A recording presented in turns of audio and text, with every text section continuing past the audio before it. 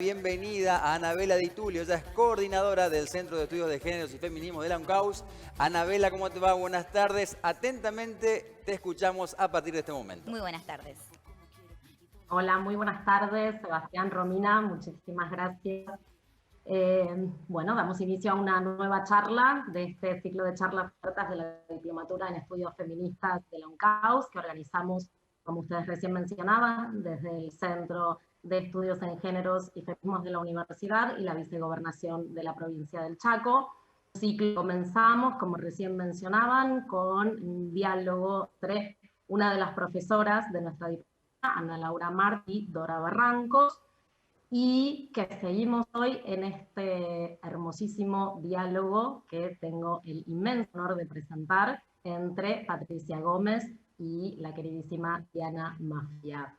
A él les agradezco, como siempre, la hospitalidad del canal por permitirnos poder compartir con toda la comunidad este diálogo y muy especialmente al trabajo de la editora de género del canal, Gabriela Pellegrini.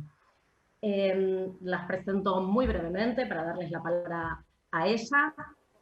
Nos acompañan entonces, como decíamos recién, Patricia Gómez. Patricia es politóloga, es docente de posgrado especializada en género y feminismos, es secretaria académica del programa de actualización en género y derecho de la Universidad de Buenos Aires, integrante de la Red Argentina de Género, Ciencia y Tecnología, profesora del seminario Perspectivas Feministas sobre el Estado y el Derecho de nuestra diplomatura. Diana Mafia es doctora en filosofía, profesora y posgrado, investigadora del Instituto en Investigaciones de Género de la Universidad de Buenos Aires, es directora del programa de actualización en Género y Derecho de la Universidad de Buenos Aires también, directora del Centro Cultural Tierra Violeta, y actualmente dirige el Observatorio de Género en la Justicia del Consejo de la Magistratura de la Ciudad de Buenos Aires.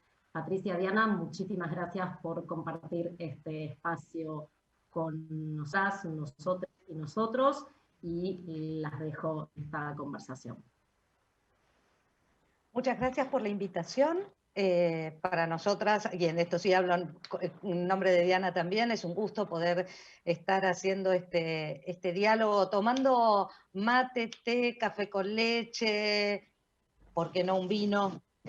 Nunca es temprano para un buen vino en este espacio, y agradecer especialmente a la UNCAUS por esta propuesta, y a Chaco Televisión como el canal de la televisión pública que nos permite llegar a más personas en este sentido, especialmente en el caso de la universidad, a Anabela por habernos convocado a esta propuesta, y a los trabajadores y trabajadoras de cada una de las dos instituciones que también hacen esto posible.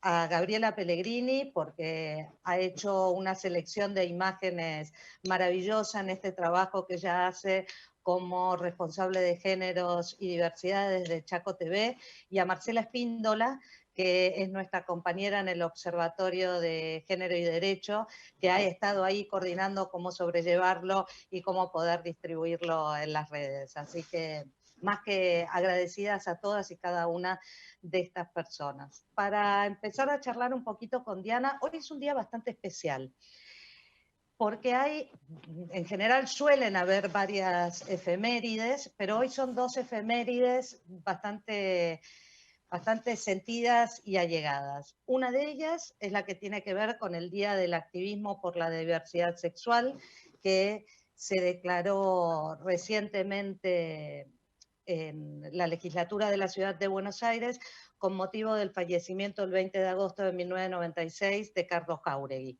uno de los líderes de la comunidad homosexual argentina, y que fue una de las personas que llevó al espacio público la discusión por las diversidades. Pero también hace 2 años la perdimos en este plano, por lo menos, a Chicha Mariani, una de las fundadoras de Abuelas de Plaza de Mayo. Entonces son dos personas que por distintos motivos siempre han abrevado en la defensa de los derechos, y por eso es especialmente interesante poder estar haciendo este diálogo con mi maestra Diana Mafia en un día con estas dos propuestas. si te parece, para empezar a romper el fuego o para romper el hielo, Diana, ¿por qué hablamos de cupo y paridad? ¿Qué está pasando ahí con la desigualdad o con la igualdad para que tengamos que hablar de estas cuestiones? Uy, pasa un largo camino. Son muchos agradecimientos, pero quiero al menos mandar un agradecimiento de corazón a Anabela y a vos, Patricia, por permitirme estar acá, porque además, bueno, este diplomado es increíble, es un lugar mágico, ¿no? Lleno de gente entusiasmada. Ojalá pudiera ser presencial, en algún momento estaré en Chaco como otras veces y podremos dialogar así en tridimensional. Pero efectivamente es un largo camino el que va no solo de la paridad al cupo, perdón, del cupo a la paridad, también la que va del voto al cupo y la que va del concepto de ciudadanía como un concepto universal al voto de las mujeres. Tendríamos que ir retrocediendo en las condiciones políticas de la humanidad para pensar de qué modo las mujeres han ido luchando para ser incluidas en presuntos universales democráticos, universales de derechos, universales de igualdad, y cada una de estas cosas significó décadas de lucha. Así que creo que pensar del cupo a la paridad es pensar finales del siglo XX y siglo XXI. En el 2018 se votó la paridad, la ley de cupo creo que se votó en el 93. 91, y la primera vez que se aplicó en el 93. 94 fue con la reforma constitucional, ¿no? Pero 91 fue la ley, producto de rebeldías feministas. Habíamos tenido el encuentro feminista latinoamericano y del Caribe en el 89 o en el 90, en San Bernardo, y ahí hubo un foro de mujeres políticas, y en ese foro ya se empezaba, en esa década del 90, fines de los 80, principios de los 90, el tema de decir, bueno, ¿cómo conseguimos que una vez a mediados del siglo XX se consiga el voto y no lográbamos la participación de mujeres? Fines de los 80, ya bien entrada la democracia, con mucho activismo del movimiento de mujeres en la Argentina, porque los 80 fue una década de mucho activismo, pensar cómo logramos que esa participación masiva de mujeres se transforme en representación de demandas y en representación de intereses de las mujeres. Así que yo creo que esta denominación del cupo a la paridad es un tramo, es el último tramo de una larga historia que viene desde fines del siglo XVIII, donde nos prometen la igualdad y nos ofrecen en realidad las subordinaciones, ¿no? Sí, una de las discusiones que apareció en 1947 en el seno de la Cámara de Diputados, pero incluso también de senadores, era si las mujeres eran iguales a los varones. Esto mediados del siglo XX. Parece singular porque esta misma discusión había aparecido en la Revolución Francesa y vuelve a aparecer con el sufragismo y vuelve a aparecer en el siglo XIX, entonces ahí hay una discusión en torno a la igualdad. Y esa discusión en torno a la igualdad, ¿tú crees que tiene que ver con situaciones en donde las mujeres son iguales y no lo parecen? ¿O son desiguales o resultan excluidas? ¿O hacemos como que son iguales pero las dejamos afuera? Hay una operación conceptual previa a la modernidad, pero que la modernidad no llega a modificar, que es el tomar sujetos que son diferentes en su naturaleza y considerarlos desiguales políticamente. No solamente varones y mujeres se van a considerar diferentes, lo cual es una obviedad, las diferencias además leídas en los cuerpos. Es muy difícil negar diferencias que se pueden leer a la vista en los cuerpos de las que no nos podemos escapar, que son nuestros rasgos étnicos, nuestro color de piel, nuestro sexo, nuestra edad. Hay diferencias que la discapacidad, hay una serie de diferencias que son difíciles de negar porque están a la vista. Ahora, que esa diferencia se transforma en una jerarquía de superior e inferior, y que esa jerarquía implique que entre unos hay igualdad y entre otros hay desigualdad, eso es la operación compleja de transformar las diferencias en jerarquías y las jerarquías en desigualdades. Esto pasó en la antigüedad, porque los lugares sociales dependían de la naturaleza, pero desafortunadamente, a pesar de toda la revolución de pensamiento moderno, se repite en la modernidad.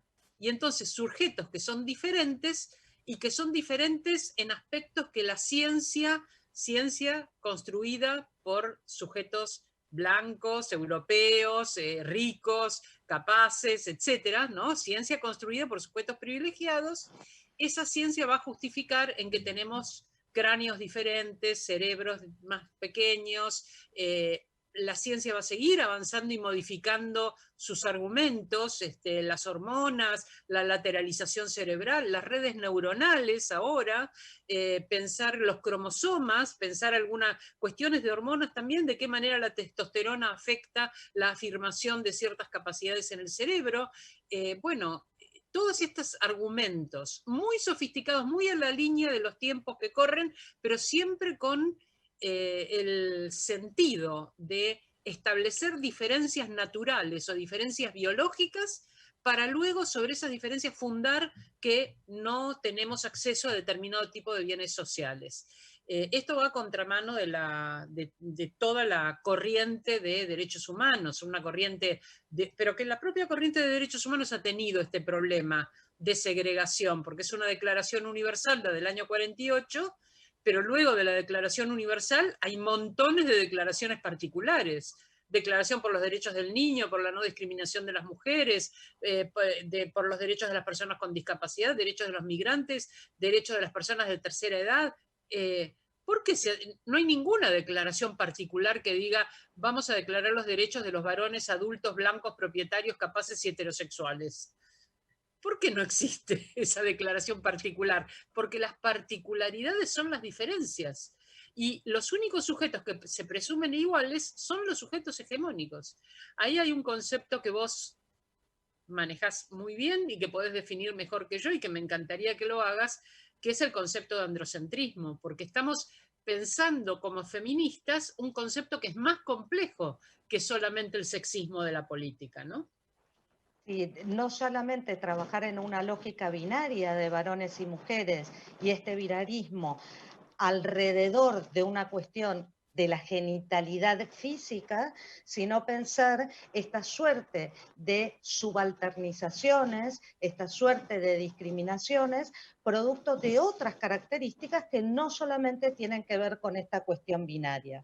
Y entonces, cuando pensamos la política o cuando pensamos el derecho, que es esta piedra de toque sobre la que se organizan estas formas en las que interactuamos socialmente, estamos pensando en un sujeto que es un varón, pero no es cualquier varón, sino que es un varón heterosexual, que no solo es heterosexual, sino que también es adulto, que no solo es adulto, sino que también es blanco, que además practica una religión de tipo monoteísta mayoritaria, que es propietario, que es educado, que es ilustrado, que tiene acceso a los bienes culturales y económicos. Entonces, cuando empezamos a desandar este camino, no solo empezamos a ver la sociedad con una perspectiva de género, sino que cuando la miramos desde este pensamiento o desde esta lógica del androcentrismo, vemos que hay bastantes más exclusiones y no son solamente las mujeres.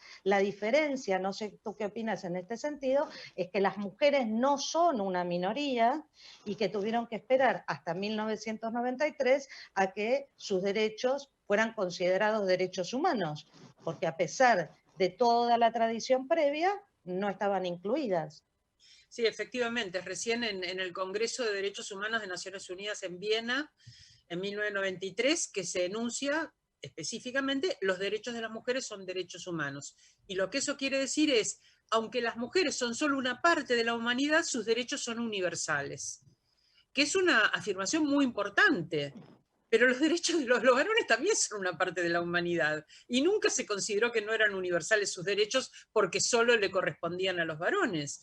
Entonces, yo creo que acá se nos complejiza el análisis, sobre todo como feministas, y si vamos a pensar en medidas de acción afirmativa, medidas de discriminación positiva, se nos complejiza porque las mujeres, por nuestra mera condición de mujeres, vamos a quedar todas fuera de los bienes sociales, sobre todo los bienes políticos, y nos va a costar mucho y vamos a tener que remar mucho para acceder a cada una de las cosas que los varones accedieron muchas décadas atrás.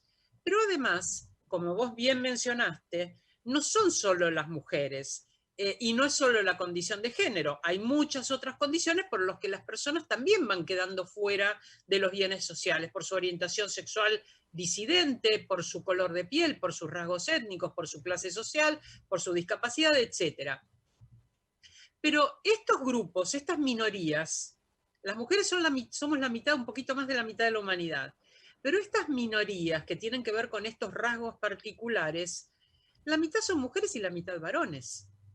Entonces esto, por un lado, nos dice, esos varones que realmente tienen la totalidad de los derechos son muy poquitos y son poderosos en todos los indicadores sociales. Y por otro lado nos dice, no todas las mujeres somos iguales. Hay muchas que compartimos esos privilegios y esos poderes con los varones poderosos, salvo que nuestra condición de género. Y hay otras que compartimos nuestras disidencias, nuestros colores de piel que están sojuzgados, nuestros rasgos étnicos minimizados, etcétera, con otros varones que están en posiciones subalternizadas. Entonces, una pregunta importante es, cuando hacemos una medida de acción afirmativa, ¿qué mujeres llegan y qué sensibilidad hay de estas mujeres para poder incluir todas estas minorías que van quedando fuera de los derechos?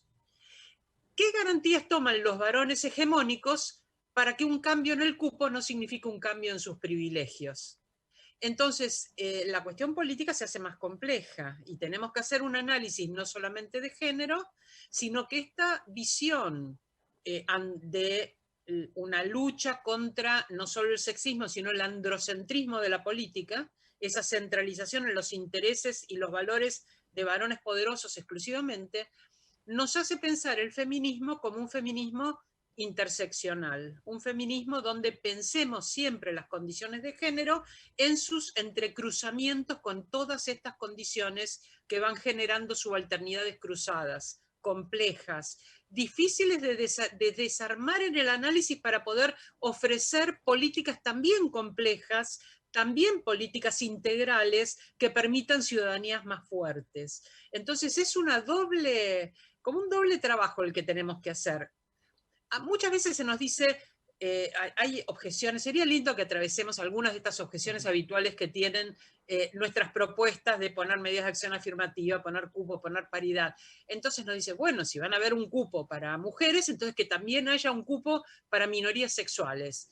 Bueno, la mitad de las minorías sexuales son mujeres, o poco menos de la mitad. Habrá mujeres, habrá varones, habrá identidades no binarias, pero trans y cis, es decir, atravesar mujeres no implica dejar fuera esta condición de la diversidad sexual, pero ojo, poner varones tampoco, y sin embargo no hay tantos varones trans, no hay que yo sepa, puede haber alguno en algún lugar de la administración pública, pero no están visiblemente representando una cuestión de identidad los varones trans. Hay más mujeres trans que varones trans. Entonces, no es solo las mujeres las que tenemos que representar pluralidades, los varones también tienen que representar pluralidades.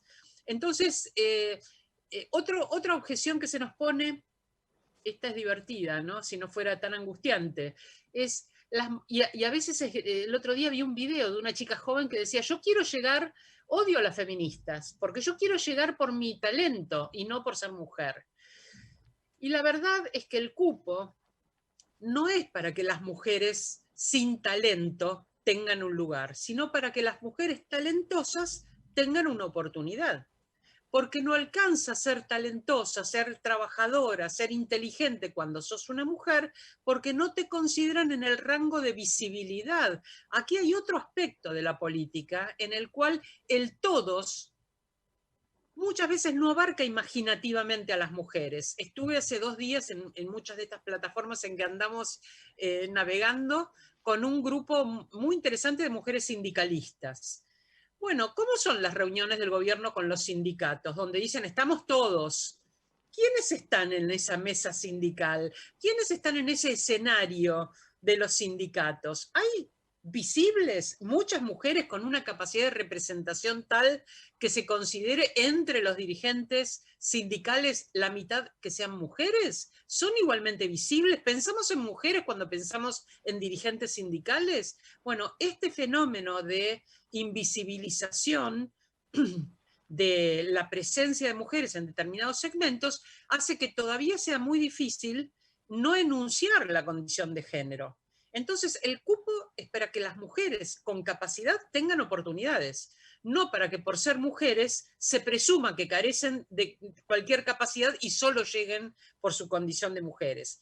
Ahora, tendríamos que pensar, si nos están diciendo eso a las mujeres, es porque los varones que están en la función pública han sido muy exigentemente elegidos y esos son los mejores que tienen para ofrecernos.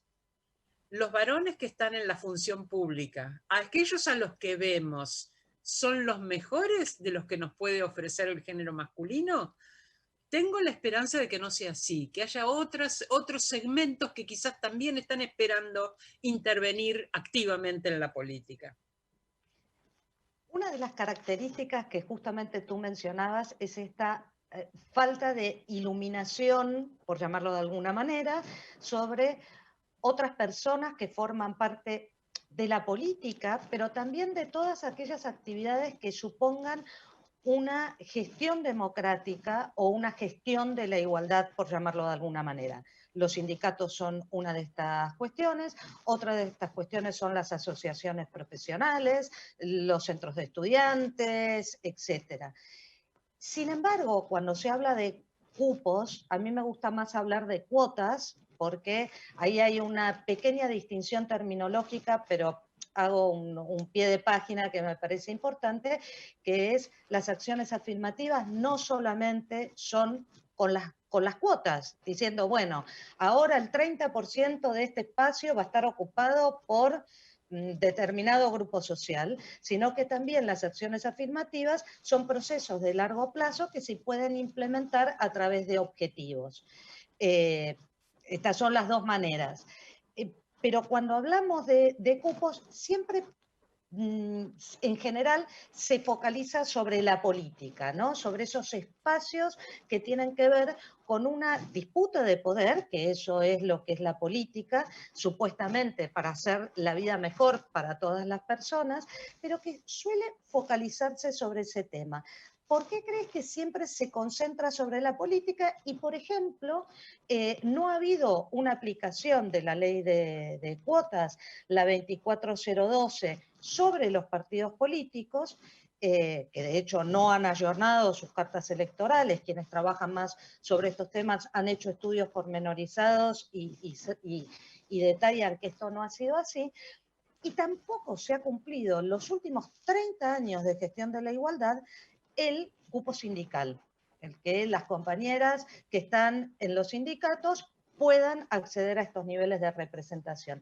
¿Qué te parece qué barreras se están operando, aparte de que hay una ceguera que tú sueles llamar equinopia, para mirar a aquellos sectores que no son los que son iguales a mí, a ese arquetipo viril del que hablábamos con el androcentrismo?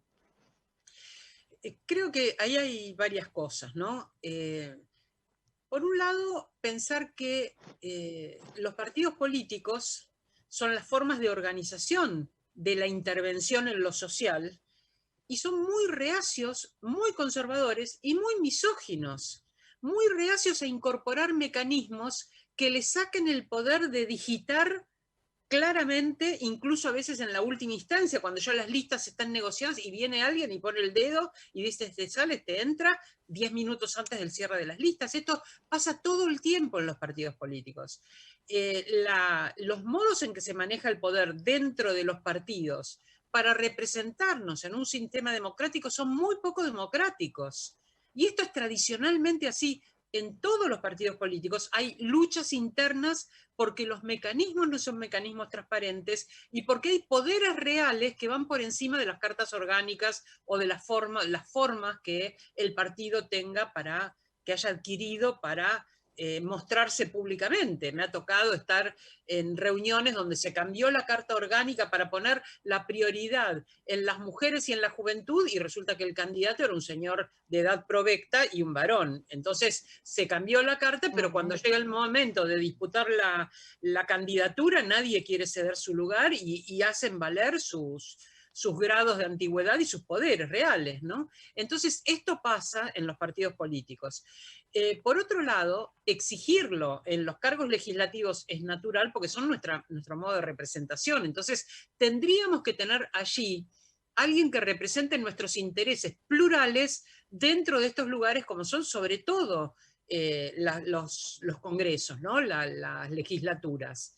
Ahora, las legislaturas no es solamente que no representan suficientes mujeres, no representan suficientes trabajadores y trabajadoras de sindicatos, no representan suficientes trabajadores y trabajadoras rurales, no representan suficientes intelectuales o artistas o otras actividades, no representan suficientes culturas diversas a la cultura hegemónica occidental, incluso que circula en las universidades. Otros saberes tampoco están presentes. Entonces, son muchas las centralidades que hay en los candidatos reales que van supuestamente a representarnos a todos, pero donde las diversidades que están en los márgenes no nos vemos reflejadas en esas candidaturas. No representan ni nuestras biografías, ni nuestros intereses, ni nuestros puntos de vista, ni tienen el pensamiento donde nosotros, como decía Paulo Freire, ¿no? Tener el pensamiento donde se tienen los pies, donde se pisa. Bueno, pisamos lugares que no están en los pensamientos de quienes nos representan. Entonces, creo que está bien pedirlo a las legislaturas, pero que los partidos políticos son quizás uno de los lugares más reacios, porque una cosa que ha ocurrido es que con estas medidas de acción afirmativa que vos mencionabas, no solamente las cuotas, sino otras medidas de promoción o de generación de igualdad en las instituciones, como ha sido, por ejemplo, en el CONICET, dar licencias en la entrega de los informes a las mujeres que acaban de tener un hijo. Es una medida de acción afirmativa, a las mujeres o las personas que acaban de tener un hijo, porque también está esta cuestión de quizás esta invisibilización que vos mencionabas de las diversidades o de pensar otro tipo de estructuras cuando denominamos de un modo, naturalizamos que, por ejemplo, los cuerpos gestantes son los cuerpos de mujeres. Son la mayoría de los cuerpos gestantes. Hay otras personas gestantes, hay otras maneras de ser madre y sin embargo no gestar, como pasa en algunos matrimonios igualitarios. Entonces, la complejidad que tiene el mundo en este momento, nuestra sociedad en este momento, no siempre se ve reflejada de esta manera. Yo recuerdo la conformación de listas cuando todavía no se estaba discutiendo la paridad, todavía era la aplicación de la ley de cupo, pero empezaron a irrumpir el activismo de la diversidad sexual muy fuertemente, y entonces el asunto era, bueno, pero a las travestis, por ejemplo, o mujeres trans, usan el cupo de las mujeres. Nada de ceder un lugar que fuera igualitario, que tuviera igualdad de oportunidades, y siempre era la resistencia, la materialidad que toma el poder, ¿no? La resistencia a pensar que cuando avanza un grupo social que promueve que no haya relaciones de subordinación, no es para empujar a otro grupo social, ni para revertir y pasar de dominadas a dominantes, sino para cambiar las relaciones de dominación. Ese cambio en las ideas todavía no está suficientemente maduro, entonces lo que se siente es que el avance de un grupo es a expensas de otro. Y esto nos pasa incluso en el feminismo. Cuando se discute, bueno, pero si integramos entonces, si el Encuentro Nacional de Mujeres ahora ya no se va a llamar de mujeres, sino de mujeres lesbianas, travestis, trans, intersex y no binarias, entonces ya las mujeres pierden protagonismo o pierden agencia, si no decimos que somos las mujeres las que estamos llevando adelante el feminismo. ¿Cuál es el sujeto del feminismo? Esto también está en discusión. Entonces, estas discusiones tienen que ver, creo yo, con resquebrajamientos que son conceptuales y reflejan los modos dinámicos en que van cambiando las reglas, las recetas de solución social. Un sector muy reacio también a esta inclusión de medidas de acción afirmativa es la justicia. Y justamente es donde vamos a ir a reclamar que se cumpla nuestro derecho a la igualdad. Entonces vamos a reclamar nuestro derecho a la igualdad en un ámbito reacio a producir igualdad. Realmente yo creo que estamos todavía en tránsito. Sí, entre las preguntas, comentarios, etcétera, que había de quienes están cursando la diplomatura en estudios feministas de la UNCAUS, aparecía precisamente que a pesar de la constitucionalidad de las acciones afirmativas, hay una especie de incumplimiento o no un ejercicio práctico de estas acciones. La paridad es bastante más reciente en este sentido y eso aparece en lo que fue el caso de el partido Ciudad Futura en Santa Fe en 2017, en donde hay una interpretación incorrecta de la acción afirmativa diciendo, bueno, no puede haber solamente una lista de personas que están en situación de subalternidad, porque entonces no respetan el cupo masculino. No hay un cupo masculino porque los varones están en una situación de privilegio, tal como veníamos diciendo. Y tal como mencionaban también en estas intervenciones, está el caso, la interpretación en el caso de Noemí González con respecto a la suplencia precisamente en la legislatura del Chaco, ¿no? En donde en vez de haber una interpretación, como hizo, por ejemplo, Servini con respecto a que siempre hay que priorizar quienes están en una situación de mayor subordinación, no aparece esto y la suplencia aparece ocupada por un varón. Ahora, en el mismo sentido o en la misma línea aparecen cuestionamientos acerca de cómo integrar los tribunales superiores de justicia. Tú recién lo mencionabas como espacios bastante misóginos a la hora de pensarse a sí mismos.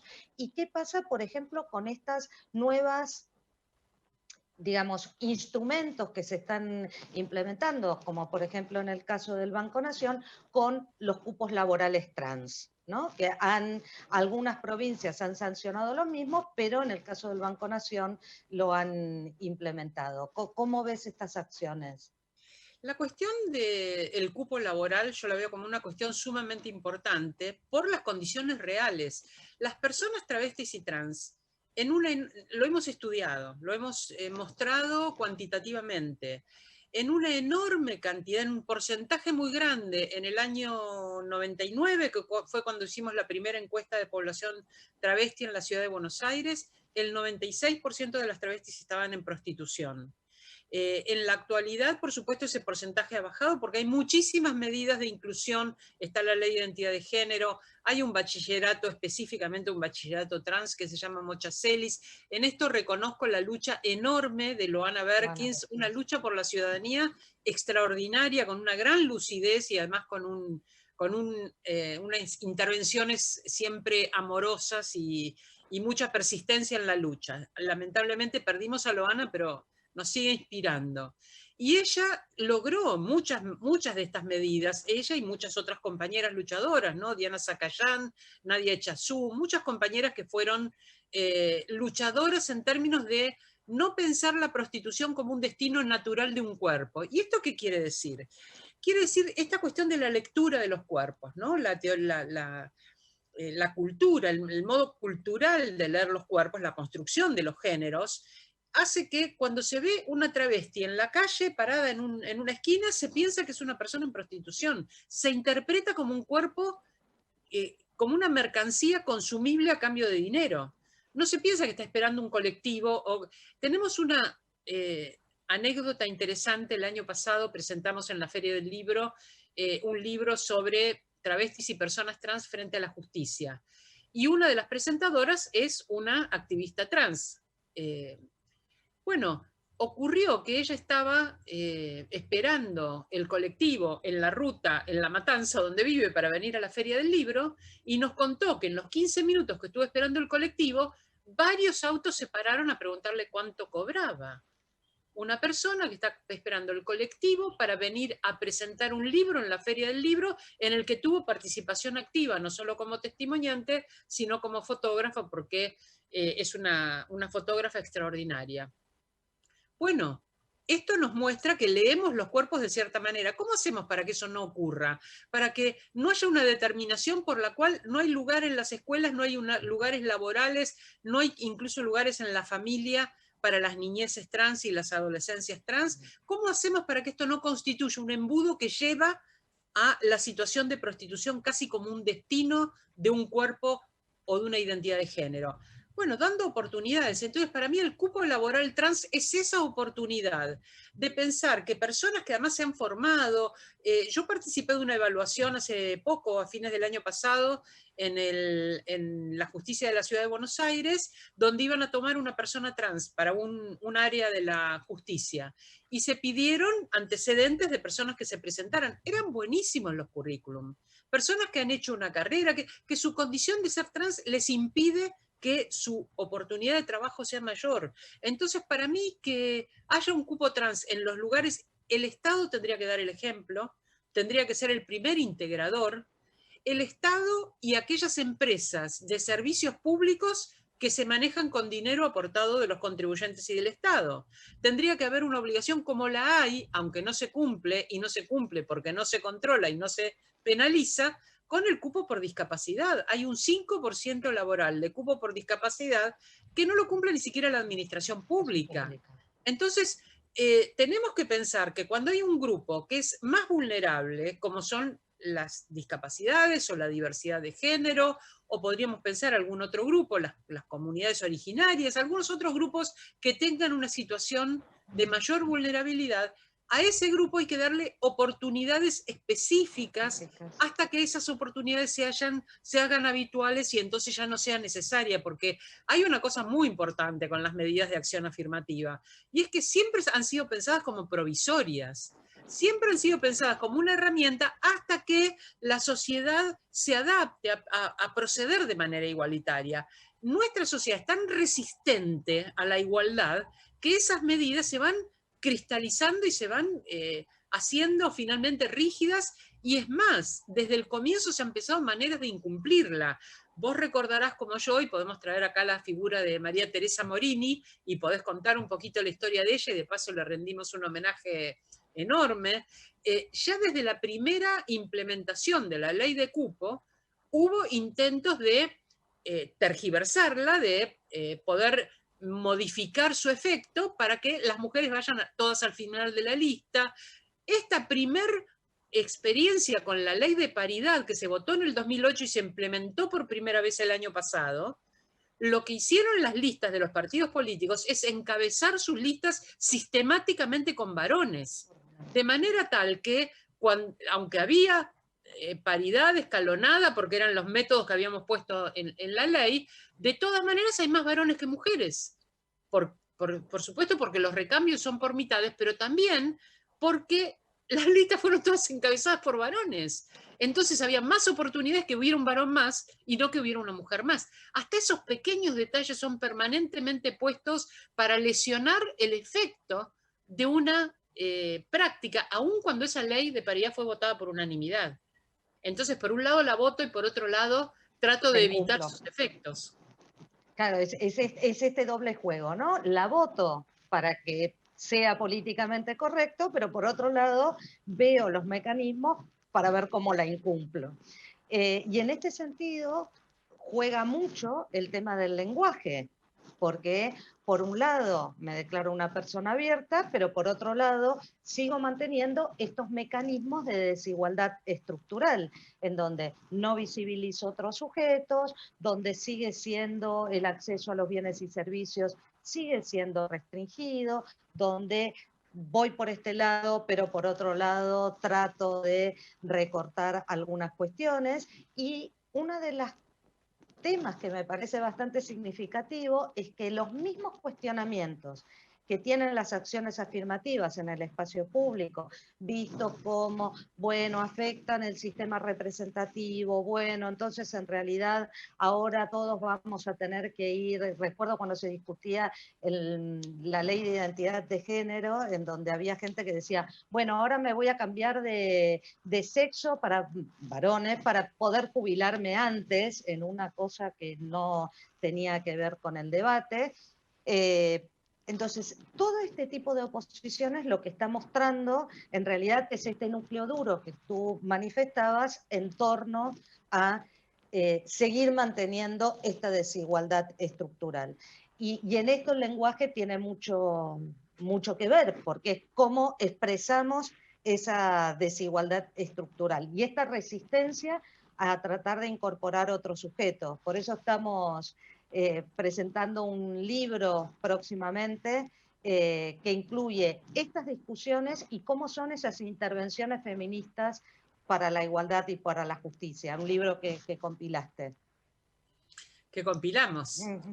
Que compilamos con un equipo hermoso, donde estás vos, Patricia, donde está Aluminé Moreno y Celeste Moretti, del Observatorio de Género en la Justicia, una compilación de textos que tienen que ver justamente con esta utopía, esta construcción de igualdad, desde muy diferentes aspectos, porque algo hermoso que hemos tratado de mostrar del feminismo es la diversidad de temas, la enorme diversidad de temas que trata sobre los que podemos poner una perspectiva feminista, por supuesto sobre la política, por supuesto sobre lo que naturalmente se adscribe como responsabilidad del feminismo, que es ocuparnos de la violencia, pero reducir el feminismo a las mujeres y reducir a las mujeres a ser víctimas de violencia nos acota muchísimo nuestros lugares de intervención. Tiene que haber feministas en todas partes, por supuesto también en la política, por supuesto también en la justicia, y parte de lo que hacemos en este libro justamente es compilar todos esos saberes muy diversos que van desde las cuestiones estructurales de las instituciones hasta la tecnología, desde las cuestiones que hacen al Código Penal y sus reformas, hasta el lenguaje. Entonces, efectivamente, el lenguaje es uno de los puntos en los que ponemos muchísima atención.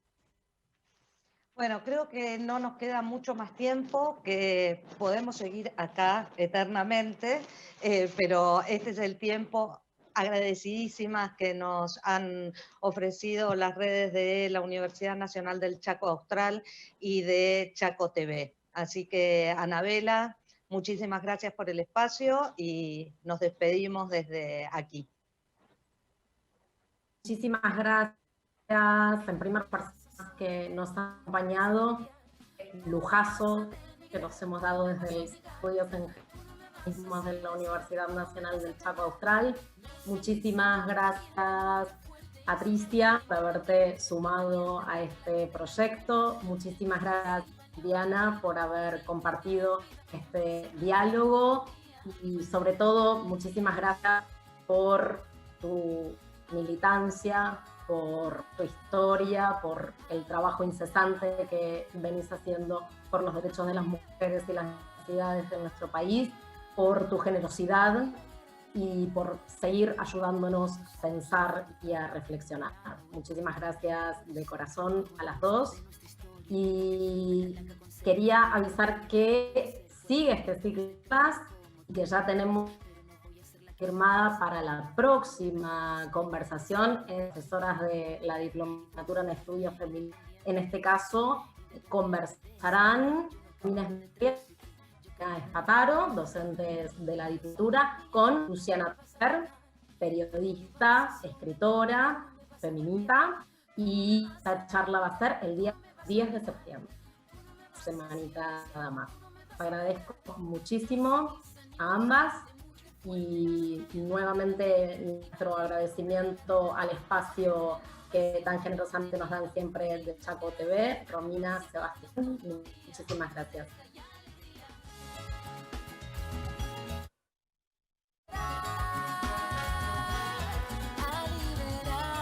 Bien, allí estaba este interesantísimo conversatorio, como siempre, abriendo las puertas aquí de Chaco Televisión para enriquecernos, y ya estaba la propuesta para el próximo conversatorio, Romina. Exactamente, Sebastián, que vamos a estar esperando muy ansiosos, porque de esta manera aprendemos, nos informamos y también sabemos mucho al respecto de estos temas que son tan interesantes y que día a día tenemos que ir adquiriendo estos conocimientos. Así que bueno, muchísimas gracias a ellas también que estuvieron en esta charla. Exactamente, momento de hacer una pausa aquí en la tarde de todos y ya volvemos con mucho más.